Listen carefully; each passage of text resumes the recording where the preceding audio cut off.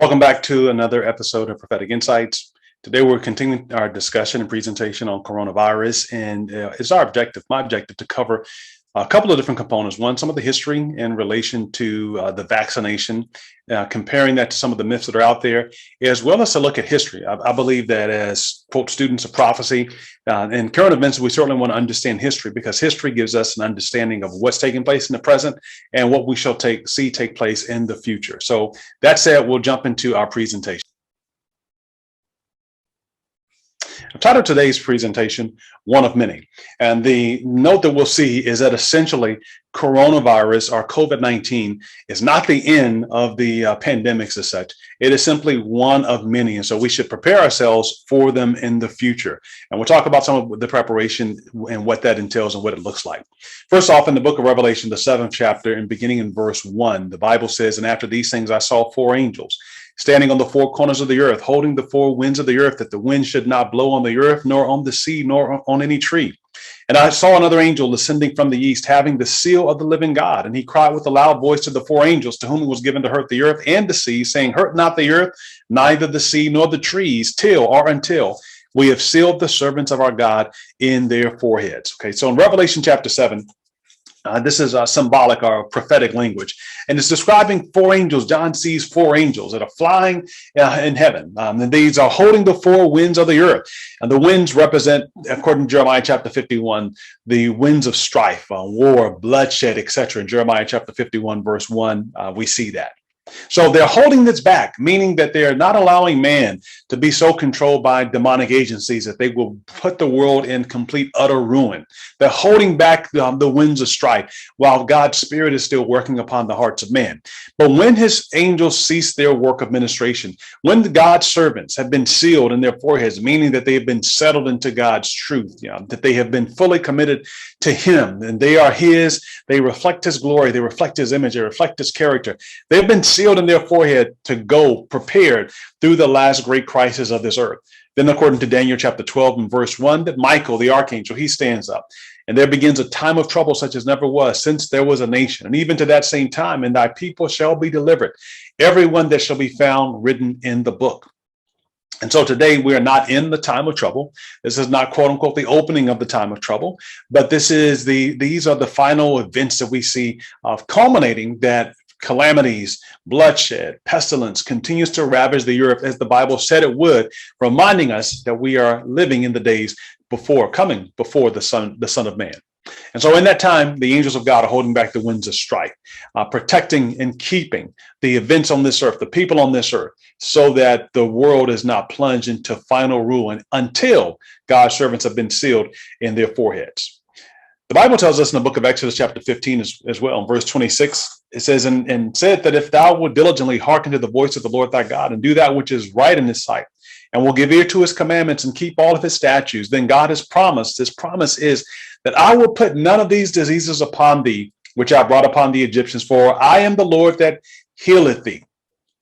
I remember hearing this before and being presented with the notion that if I would follow and obey God and adopt a plant-based diet, then I wouldn't have to worry about anything that the Egyptians had. And then Deuteronomy talks about the illnesses and the diseases that the Egyptians had. Some of them. It's not an exhaustive list, but some of them.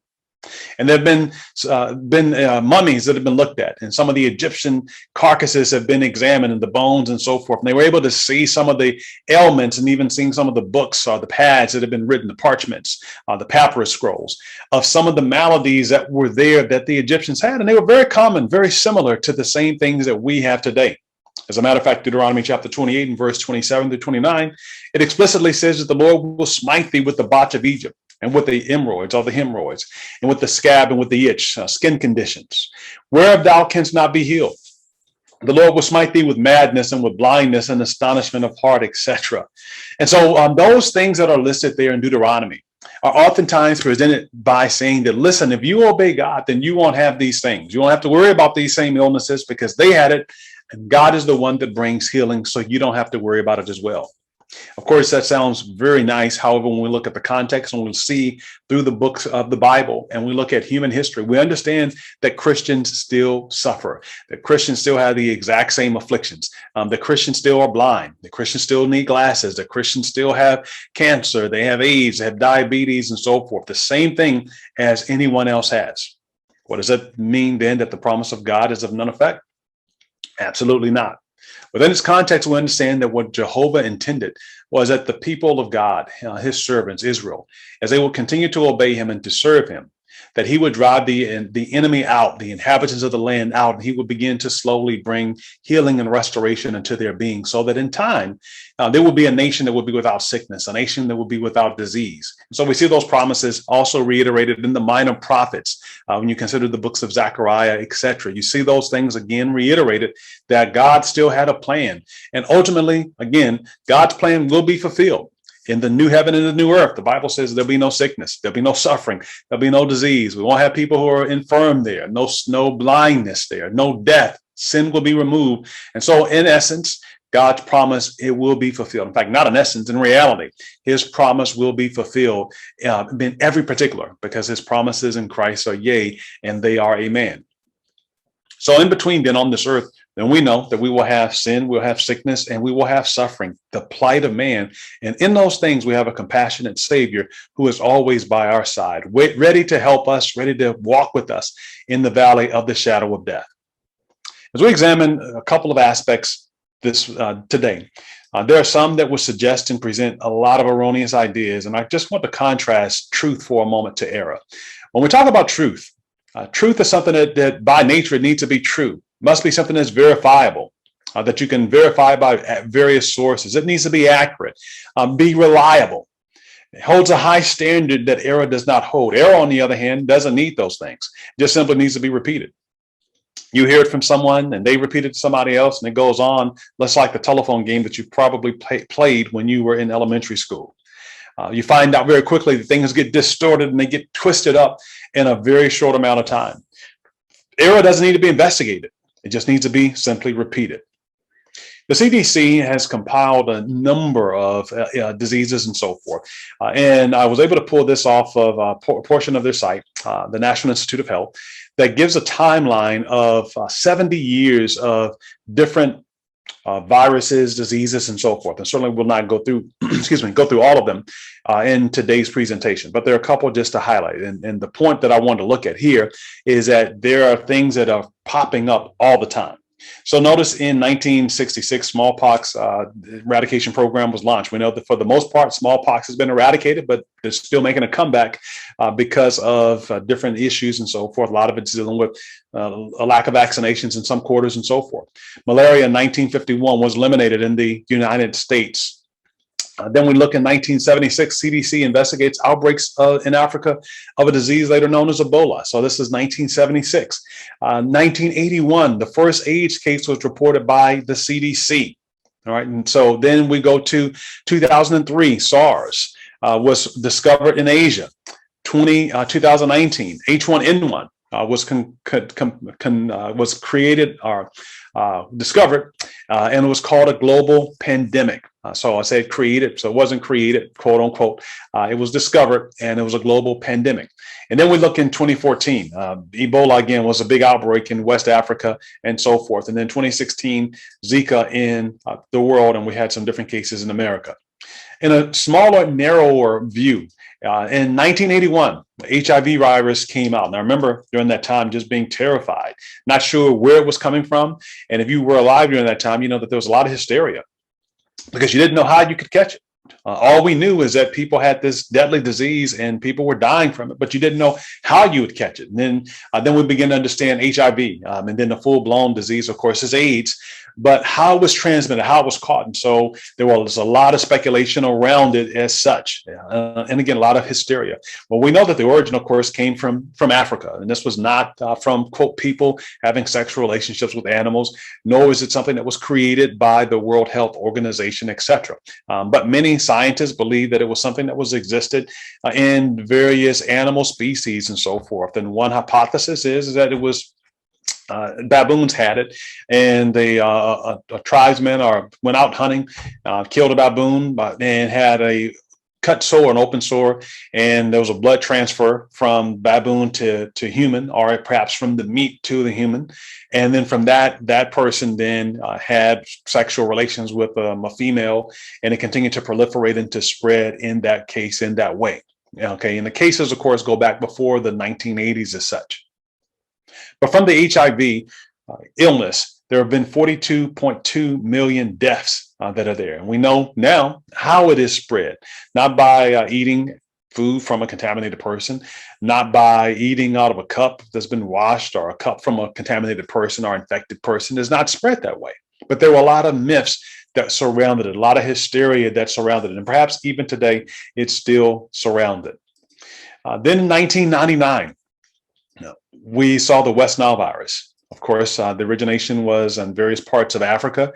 And we saw then in some of the deaths that took place, particularly in this country, it was like 54 people. We know that from studying it, that is from a mosquito biting an infected bird and then bites a person and it spreads it. And so we saw this in the late 90s in this country. 2002, SARS-CoV, we saw originated in China. And there were 650 deaths, and it was spread by air. It's like transmitted by air. This was a precursor, if you please, to SARS-CoV-19, but it was a respiratory illness that was there. And fortunately, there were not a lot of illnesses, or not a lot of deaths as a relation to it. But this was again in the year 2002. Then in 2009, and again, I'm not covering everything, but a lot of highlights. There was H1N1. Origin was in Mexico, over 284,000 deaths, and they found it to be spread by airborne particles, by touch and by saliva. Okay, so I think that hopefully you're probably seeing a trend here that these infections, these pandemics, are not so far apart, but they're becoming more smaller in terms of time frame, recurring more and more. Some with greater intensity in terms of death, some not so. But the fact of the matter is they're continuing to occur almost on a repeated basis. In 2012, MERS COVID, which was a Middle Eastern respiratory syndrome, Saudi Arabia, and this one again, similar to COVID-19, zoonotic spread from camels to human beings, or from the animal kingdom to the plant kingdom, or to the human kingdom. This again was spread by infections, infected persons through the respiratory secretion, they coughed, etc. And so this was first reported in various countries in the Middle East in 2004. Then in 2014, talk about Ebola very quickly, with its origins in Africa, coming in contact with an infected animal or a sick or dead person that was affected with Ebola. And again, there were a number of questions that came up in terms of treatments and handling it, but there's just the ongoing repetition of it. Lastly, 2016, we talked of Zika, of 20 deaths that were here in the United States, spread by mosquitoes, hurricane. Can also be spread by sexual contact. Hurricanes only because of the flood waters coming in, mosquitoes going in, hatching eggs, and so forth, but not hurricanes in general. So we see that it continues to happen, and that it's continued to grow and to be an issue. Most recently, of course, we have SARS-CoV-2. Wuhan, China. There are questions whether it was biological, whether the government or Illuminati. Although there is some review that's taking place right now, most feel that it was something that existed in nature and that it spread to human beings, not something that was created, not something that was fabricated, as were the others. But there are over 3 million deaths as a result, and we know that this is spread by airways. So this novel coronavirus. We can sort of look at the strain and we can see some of the similarities of the comparisons between that and between MERS, but we understand that COVID-2 is a lot more dangerous. And the reason it's a lot more dangerous is that it has an ability to be able to get further inside of the lungs. And so the spike protein there that attaches to the ACE2 that's found notably in lung cells. And so it's more compact. And so it just gets in and begins to wreak havoc through our respiratory system. And so you can see, and you have seen and heard a number of people who have had various illnesses and so forth, underlying health conditions being the main problem. Now, fortunately, we have been able to turn the curve on this, that things have gotten a lot better. But there are a couple of pieces that we definitely should consider. First, according to an analysis of data from the UK National Health Service, they showed that of the first 2,200 COVID-19 patients that were admitted to ICU units, that roughly 73% were either overweight or obese. And so there are underlying conditions, of course, one of those being obesity, being overweight.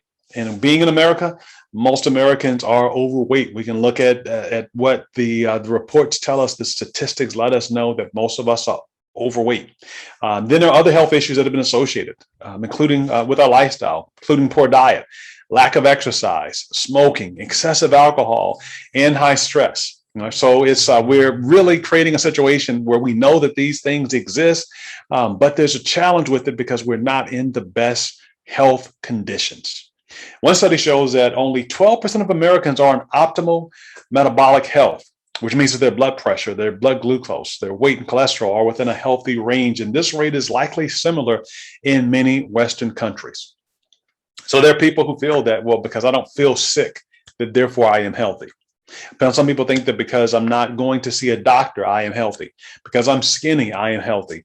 Because I feel like I have a pretty good weight, I am healthy. Because I don't have any chronic illness, I'm healthy. That's not the rule of health. So we're talking of a number of different things, like looking at a panel to see, well, how our cholesterol rating, how is our sugar readings, how is our health overall, how's our cholesterol, heart rate, etc. So these are different things. And of course, underlying health conditions are an issue. It was the same year, this year, that Jason Tatum, who is a star for the Boston Celtics, reported in an interview after suffering from COVID-19. And again, this is an elite athlete, but he's saying that he still has to use an inhaler before a game to be able to play the game of basketball. Okay, so obviously before COVID-19, he didn't need it, but after his bout and he's been healed, but he says he's still not where he ought to be. So think of that. If this is an athlete who had this case and it is difficult for him to be able to rebound, to recover, then what about the average Joe? Now, you may be saying, well, maybe I had it and then mine wasn't that bad. Well, keep in mind, there are various strains and everyone has a different response. This is a picture of the current treatment, some of the treatments that some people are doing in India for COVID-19. And one of the cures that are circulating is that if you would bathe yourself in cow's dung, that this will be able to ward off the symptoms. This will ward off COVID-19. And so we know, of course, that cow's dung is not going to help. But we're not probably doing any better because in America, there are people who are thinking that maybe I can just drink Clorox and that'll help me. Or I'll use colloidal silver and that will help me. Or better still, I'll use garlic and garlic will be able to ward it off and it'll make me fine. And so we're following after the same treatments as such. Maybe it's others, but we understand then that many of these things that they have no basis of being able to quote to effect or to be able to bring healing. The CDC put together a report that, again, just shows the comparison of cases, hospitalizations, and death for COVID-19. The reference group are people who are aged 5 to 17. And you'll notice that if you fall in the age group of 40 to 49 years of age, essentially, the cases in this age group are 2 times higher than, again, the cases of the 5 to 17-year-olds. And the hospitalizations are 15 times higher than quote 5 to 17 years old, and deaths are 130 times higher than 5 to 17-year-olds. The last piece I want to look at here is one that is just mind-boggling. When you look at the groups of 75 to 84, you can see again the cases are are about the same. The hospitalization rate is 65 times higher. Okay, and then the deaths are 3,200 times higher. So meaning the older that a person is, it seems to wreak more havoc. Not just the older, again, underlying health conditions. And so you start looking at this, immune systems being compromised and so forth. Various other illnesses that also are attributing and playing a part to that, bringing about some of these dire numbers. And so the older that a person is, seems to have a lot of issues to it. So we have vaccinations or vaccines that have come out, and the government has been very responsive in trying to make sure that all citizens have complete access to it. And it's lagged behind in some different communities, particularly the communities of color.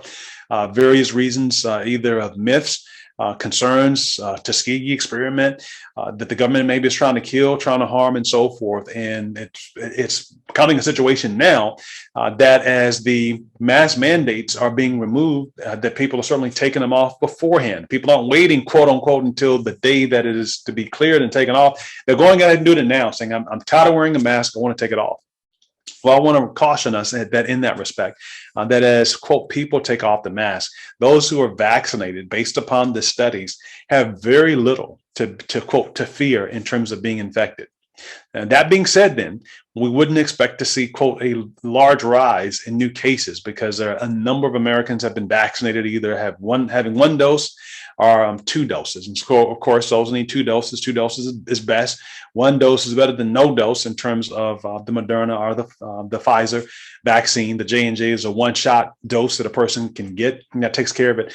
So again, I'm not necessarily speaking of that when I say 1 shot or 2 shot, but again, the number of people who are vaccinated. So what you have in effect happening then, if you could picture then, say maybe that you had 100 cars that were lining on the street, and it's nighttime, and 100 cars are there, and at this point there are 60 burglars that are out there looking for a car to break into. Well, essentially, every burglar could take his choice of cars, right? Because if it's 100 vehicles that are out there, and you have 60 people, then burglars, then that doesn't mean everyone's going to get one, but it means if they're all successful, then most will be able to walk away with a vehicle.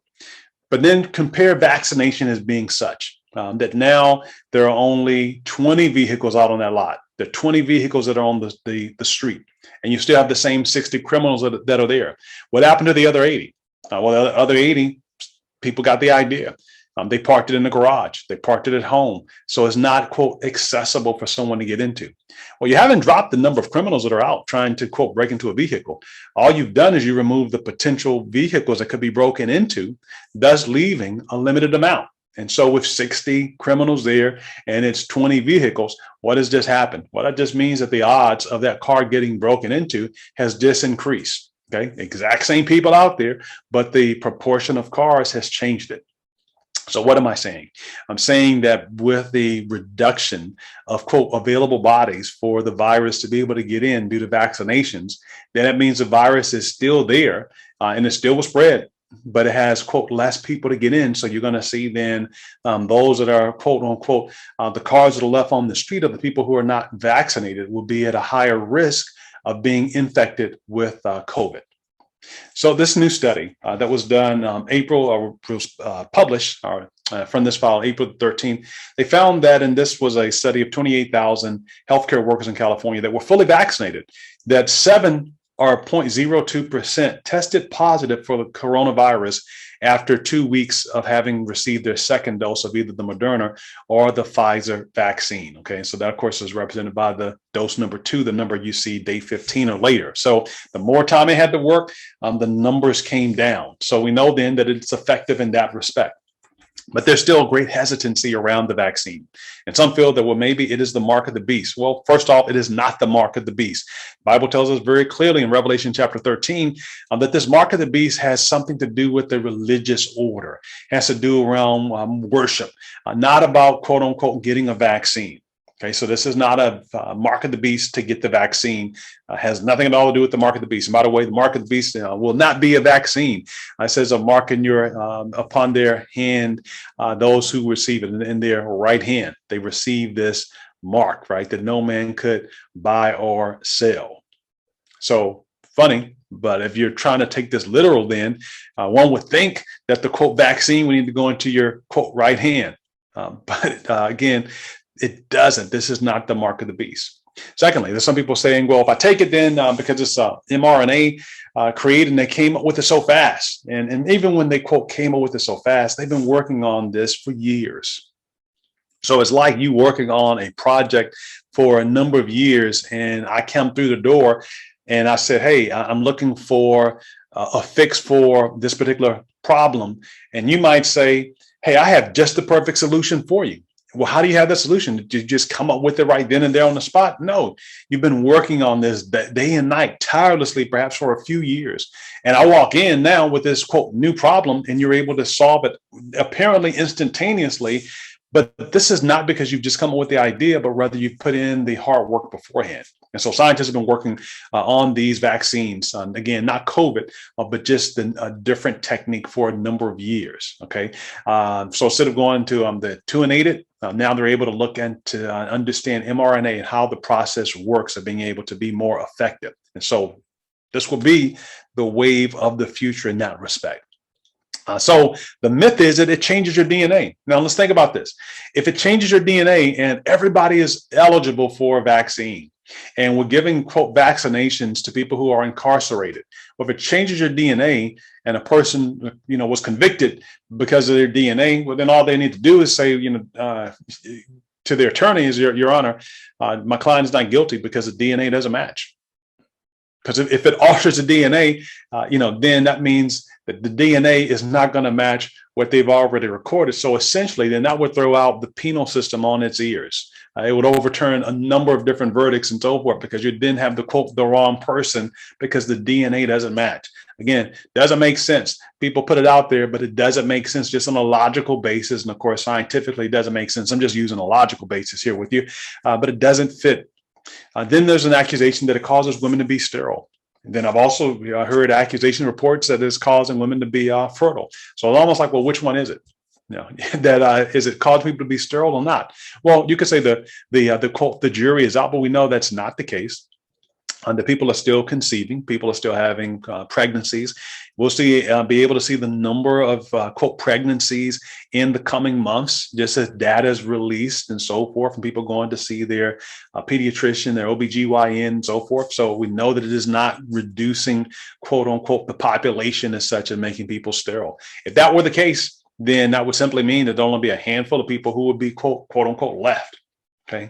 Then lastly, some say, well, it's designed by the global elite to turn us into zombies. And again, I understand that people are very sincere, maybe in their beliefs and so forth, but this does not accord to science. This does not accord to what reality is. So no, it's not going to turn anybody into a zombie or anything of that nature. Dr. Scott Gottlieb, who's a former FDA commissioner, talked about this break in terms of vaccinations that I just spoke to very loosely. He identified and this reported in this report that, according to the CDC, that there were 49% of the U.S. population has received at least one dose of the COVID-19 vaccine, and roughly 40% have received all their doses in the vaccination course.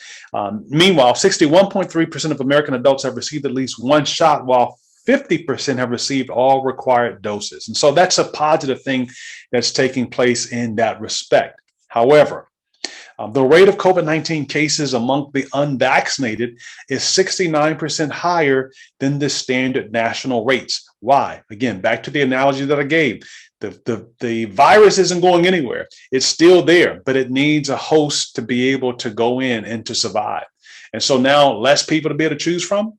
So it's going into those that are there. And I guess the tragedy is that with masks being removed, then that was one of the, quote, safeguards that were helping people who were, quote, unvaccinated or who were, quote, anti-maskers or who were, quote, anti-vaxxers and so forth.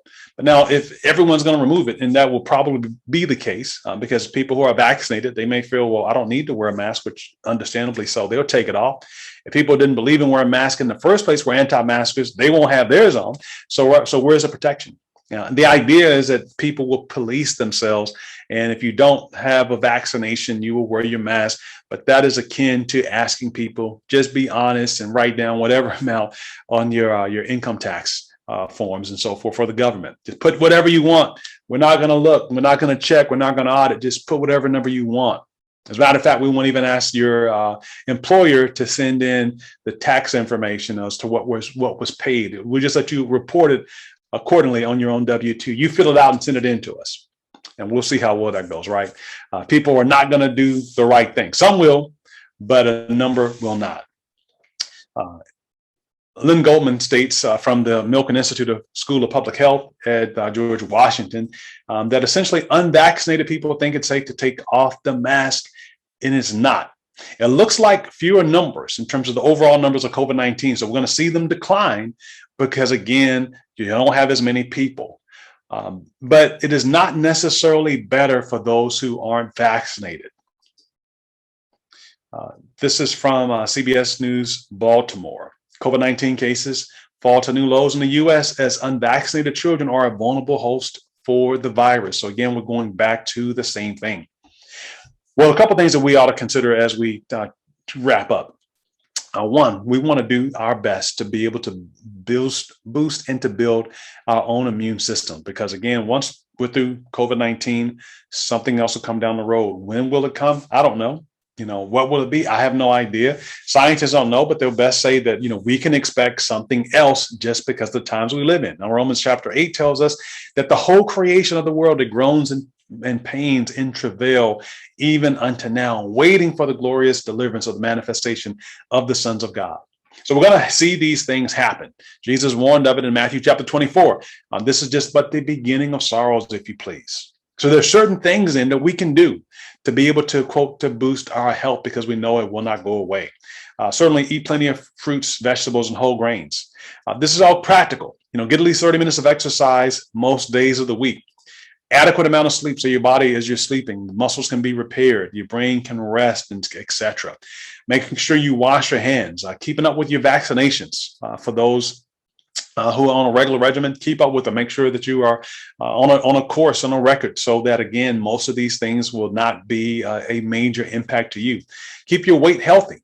So if we're overweight, let's do our best to be able to try to get back within a healthy weight. Avoiding alcohol, and I'll put the last one in, of not smoking.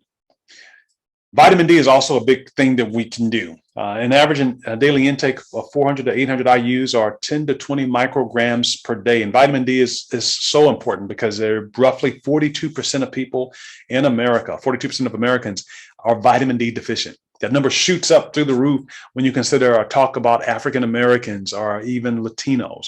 82% for African Americans, like 60% for Latinos, vitamin D deficient, because when you have the darker pigment, when we're outside, the sun doesn't go through as easily or as readily. So vitamin D is important. Even with COVID, as we talk about it, one of the things, the correlations that they find, or that is being found, is that vitamin D plays a part as well.